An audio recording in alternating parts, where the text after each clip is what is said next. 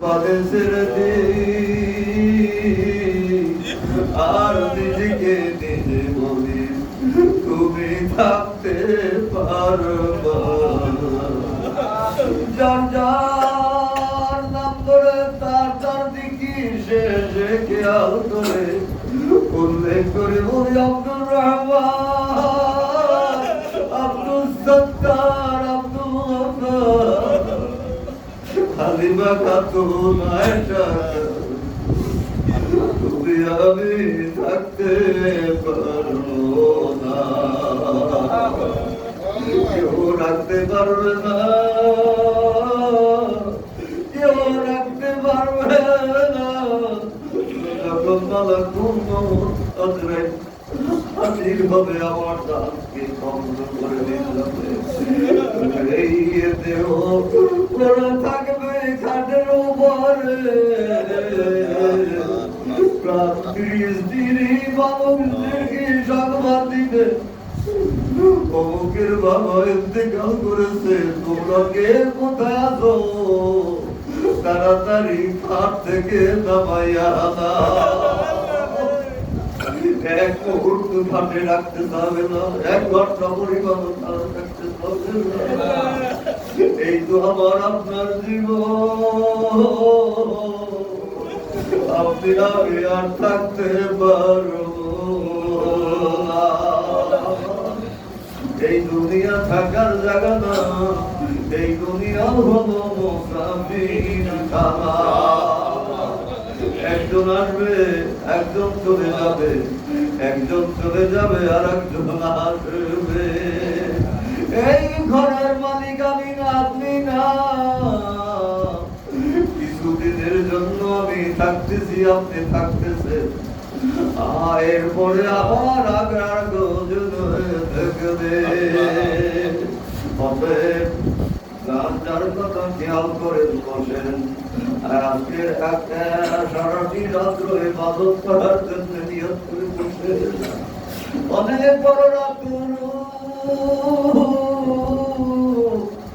রাত্রের সুরের থেকে কান্দার চেষ্টা করি আল্লাহ আমাদেরকে তুমিও বান্দা বাবা তুমি দান করে আল্লাহ তাআলা ডেকে ডেকে বলেন قليلا وليبكوا كثيرا قدরে কম হাসো কম করে আনন্দ করো কম করে আনন্দ ফুর্তি উল্লাস করো বেশি বেশি করে কাঁদো চোখের পানি ছেড়ে ছেড়ে আল্লাহর কাছে বলেন নিজেকে খেয়াল করে বলেন এই দুনিয়া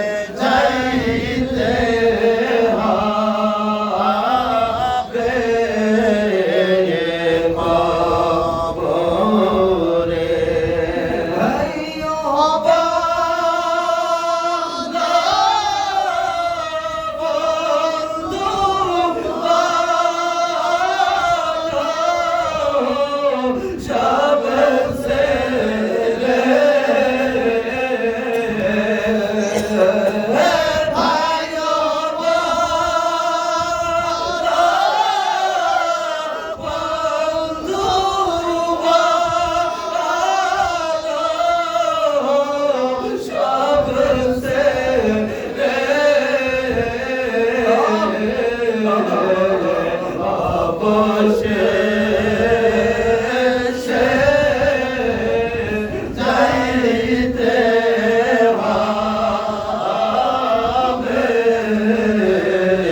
কবরে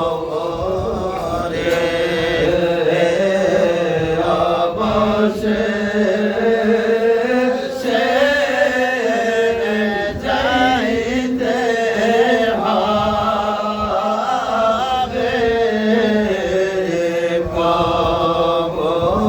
কবরে। আপনি আপনি এই দুনিয়ার গড়বড়ি ছেড়ে কোথায় যাব, কোথায় যাব? ওই জায়গার নাম কি? ওই জায়গার নাম কি? ওই জায়গার নাম কি?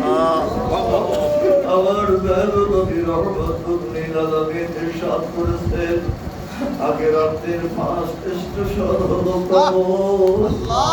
ওই কবরে যারা ধরা পড়বে আখিরাতের সব স্টেশনে ধরা পড়বে। আর ওই কবরে যে ব্যক্তি নাজাত পেয়ে যাবে আখিরাতের স্টেশনে সব স্টেশনে নাজাত পেয়ে যাবে।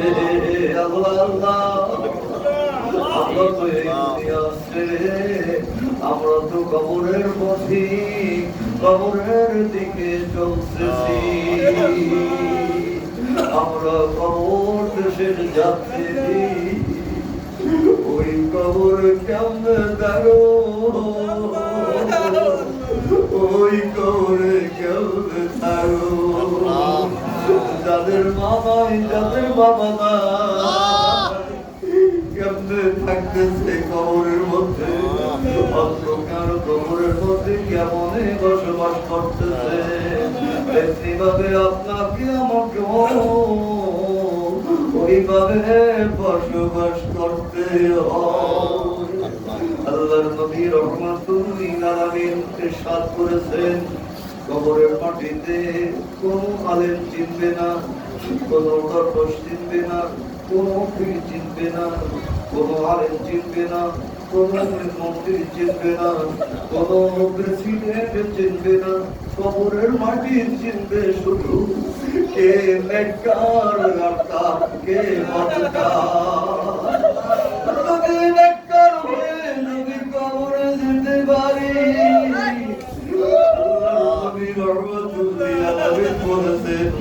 তোমার কবর 70 গজ লম্বা হবে এবং 70 গজ প্রস্থ হবে। নেককার গণের কবর জান্নাতের বিছানা বিছাইয়া দাও। আর যদি বদকার অবস্থায় গুনাহগার অবস্থায় দাও, তাহলে কবরের মাটিতে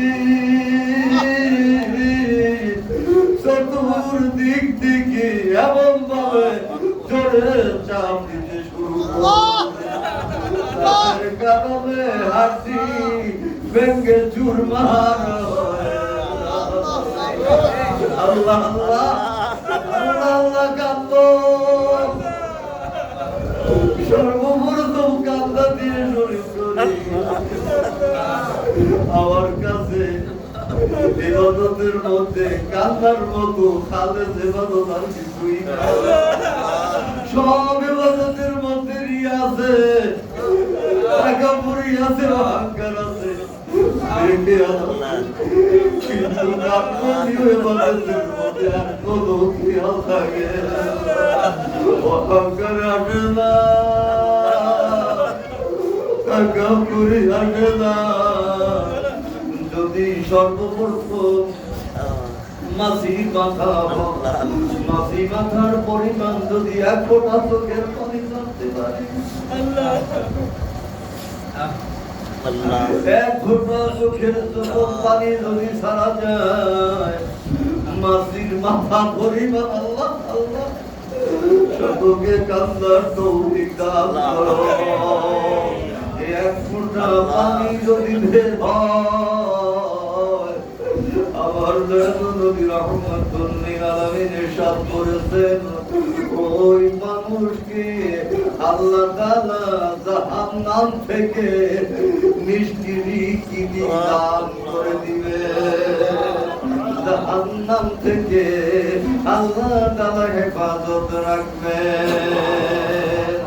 আল্লাহ আল্লাহ আল্লাহ আল্লাহ আল্লাহ আল্লাহ, ওই কবরের আযাব আমরা কেউ সহ্য করতে পারবো না।